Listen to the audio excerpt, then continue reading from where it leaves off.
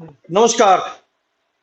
हरियाणा में लोकसभा चुनाव के बाद में अब विधानसभा चुनाव की तूती बोलने लगी है और विधानसभा चुनाव के पहले राज्यसभा चुनाव की एक सीट के लिए भी मतदान होना है और राज्यसभा चुनाव में खेला होने की पूरी पूरी संभावना नजर आ रही है। लेकिन राज्यसभा चुनाव में चूंकि जनता भागीदार नहीं बनती है, राज्यसभा चुनाव में जो चुने हुए विधायक हैं वही वोट करते हैं, तो इसलिए आज हम राज्यसभा चुनाव की बात नहीं करेंगे। आज हम बात करेंगे विधानसभा चुनाव को लेकर, क्योंकि विधानसभा चुनाव में जनता खुद भागीदार बनती है। बात है बीते कल की, यानी कि सोमवार की। प्रदेश के मुख्यमंत्री नायब सिंह सैनी कुरुक्षेत्र में थे और कुरुक्षेत्र में जनता का आभार वो प्रकट कर रहे थे। जनता का आभार प्रकट करते करते उन्होंने कह दिया कि इस बार फिर से तीसरी बार, यानी कि तीसरी बार इसलिए कि 2014 में भी भारतीय जनता पार्टी की हरियाणा में सरकार थी, जिस तरीके से केंद्र में सरकार बनी थी, तो हरियाणा में भाजपा की सरकार बनी थी। 2019 में भी केंद्र में सरकार हुई, तो बैक टू बैक हरियाणा में भी भाजपा की सरकार हुई थी। वो अलग बात है कि उनको सहयोग लेना पड़ा था जननायक जनता पार्टी का। तो सरकार भाजपा की ही कही जाएगी, सहयोगी सरकार थी, कही जाएगी भाजपा की सरकार। अब तीसरी बार भी जो मुख्यमंत्री साहब है नायब सिंह सैनी, उन्होंने कहा है कि तीसरी बार भी हरियाणा की जनता एक बार फिर भाजपा की सरकार बनाने जा रही है। पहले सुन लेते हैं मुख्यमंत्री साहब ने कहा क्या, फिर उन्होंने जो कुछ कहा है और जो भारतीय जनता पार्टी की तरफ से प्रेस नोट जारी किया गया उस पे आपको बताएंगे कि भाजपा की तरफ से प्रेस नोट क्या जारी किया गया, उस पे आपसे पूछेंगे सवाल। खुद मुख्यमंत्री साहब से सवाल पूछेंगे हम। सुनिए मुख्यमंत्री साहब ने क्या कुछ कहा कुरुक्षेत्र में जनता के बीच में। और विधानसभा के चुनाव के अंदर बहुत बड़े मैंडेट से तीसरी बार नरेंद्र मोदी जी के नेतृत्व में हरियाणा में भी भारतीय जनता पार्टी की सरकार है। तो मुख्यमंत्री साहब ने कहा कि तीसरी बार हरियाणा की जनता भारतीय जनता पार्टी की सरकार पर मोहर लगाने जा रही है। बहुत अच्छी बात है, आपको इतना कॉन्फिडेंट होना चाहिए कि तीसरी बार आपकी सरकार पर मोहर लगनी चाहिए। हमारी शुभकामनाएं आपके साथ है मुख्यमंत्री जी। भारतीय जनता पार्टी की सरकार बने इसके लिए हम पूरी पूरी शुभकामनाएं अभी देते हैं। हालांकि चुनाव अक्टूबर में होना है, लेकिन शुभकामनाएं आप हमसे अभी से ले लीजिए। मगर आपकी तरफ से जो भाजपा की तरफ से जो प्रेस नोट जारी किया गया, जो आपकी स्क्रीन पर दर्शकों के लिए हम वो स्क्रीन पर चला रहे हैं और मैं पढ़ के भी सुना देता हूँ, उसकी चंद लाइनें पढ़ के भी देता हूँ। स्क्रीन पर भी आप देखेगा स्क्रीन पर क्या लिखा गया है। भाजपा की तरफ से, भाजपा हरियाणा की तरफ से जो प्रेस नोट जारी किया गया उसमें लिखा है, विधानसभा चुनाव में कांग्रेस का खाता भी नहीं खुलेगा, कोलन डाल के नायब सैनी लिखा गया है। आगे टेक्स्ट में लिखा गया है, विधानसभा चुनाव में कांग्रेस का खाता भी नहीं खुलेगा, नायब सैनी। कांग्रेस ने संविधान की मूल भावना के साथ छेड़छाड़ की और लोकसभा से तार तो ये एक अलग बात है। ये तो एक जो है, चाहे वो कांग्रेस हो, भाजपा हो, जेजेपी हो, आम आदमी पार्टी हो, अपनी बातें रखती है। सवाल यहाँ पर इस बात का है कि कांग्रेस विधानसभा चुनाव में कांग्रेस खाता भी नहीं खुलेगा।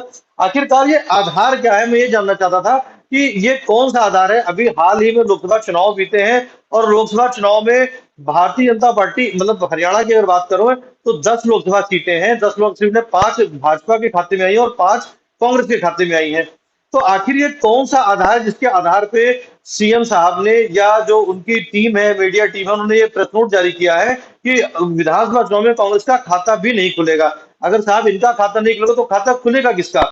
जननायक जनता पार्टी का, जिनकी लोकसभा चुनाव में जमानत जब्त हो गई है, या फिर इंडियन नेशनल लोकदल जिसे इनेलो भी कहते हैं, उनका खाता खुलेगा, उनकी भी जमानत जब्त हो गई है। और आम आदमी पार्टी की अगर बात करें तो आम आदमी पार्टी ने लोकसभा चुनाव में इंडिया गठबंधन के तहत चुनाव लड़ा था, एक सीट उनके खाते में थी। हालांकि उनके भी प्रत्याशी कुरुक्षेत्र लोकसभा सीट से चुनाव लड़ रहे थे, सुशील गुप्ता, वो चुनाव हार गए।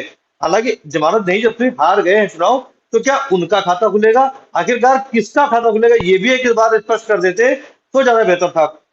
अब आपको एक बार फ्लैशबैक में लेकर चलता हूं। 2019 के चुनाव में भाजपा ने नारा दिया था अब की बार 70 पार, पर सीटें कितनी आई थी सबको पता है, सीटें आई थी 40। 10 सीट के लिए जननायक जनता पार्टी से गठबंधन किया गया था। ये वही जननायक जनता पार्टी थी जो 2019 के चुनाव में कहती थी कि इनको तो यमुना पार भेज दो। साथ बाद में जब चुनाव बीते तो सहयोग आपको उन्हीं का लेना पड़ा। और 2024 के चुनाव में भाजपा का नारा था अब की बार 400 पार, सीटें कितनी आई आपकी? 240। तो ऐसे नारों से जनता समझ जाती है कि ऐसे नारों से कोई फायदा नहीं होता। अगर आप जनता का काम करें, आपकी सरकार जनता का काम करे, तो जनता अपने आप आपको वोट देगी, क्यों किसी दूसरे को वोट देने जाएगी?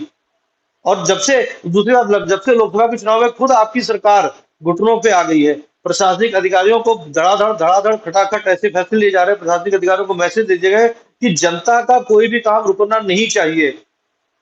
जो प्रेस नोट आ रहे हैं, जिस तरीके से प्रशासनिक अधिकारियों ने जनता दरबार लगाने शुरू करते हैं, हर 2 घंटे के लिए हर उपायुक्त, हर डीसी कार्यालय में जनता दरबार लगाया जा रहा है। अगर यही सब काम पहले कर लिया गया होता तो आपकी 5 सीटें ना जाती, एन मौके पर आपको मुख्यमंत्री नहीं बदलना पड़ता। तो कहीं ना कहीं जो 9.5 साल का आपका कार्यकाल है उसमें कमियां रही हैं। आप उन कमियों को दुरुस्त करें। सुझाव हमारी तरफ से ये है कि आप उन कमियों को दुरुस्त करें। आपको ये कहने की जरूरत नहीं पड़ेगी कि कांग्रेस की एक भी सीट देगी, जनता खुद ही आपको भर भर के वोट देगी, फटाफट वोट देगी, खटाखट वोट देगी। आप जनता का काम करें।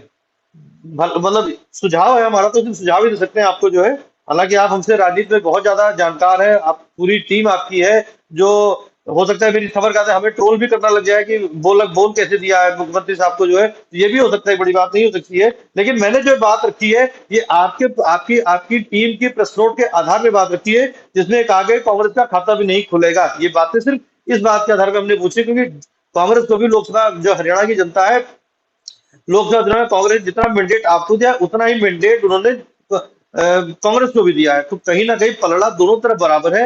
विधानसभा चुनाव में पलड़ा किसकी तरफ झुकेगा तो जनता उस वक्त बताएगी, मगर ऐसे नारों से बचना चाहिए, भाजपा को बचना चाहिए। ना तो 2019 का नारा था आपकी बार 70 पार, और 2024 के चुनाव का नारा था आपकी बार 400 पार। हाथ से क्या हुआ दोनों का, ये आपको अच्छी तरीके से पता है। धन्यवाद।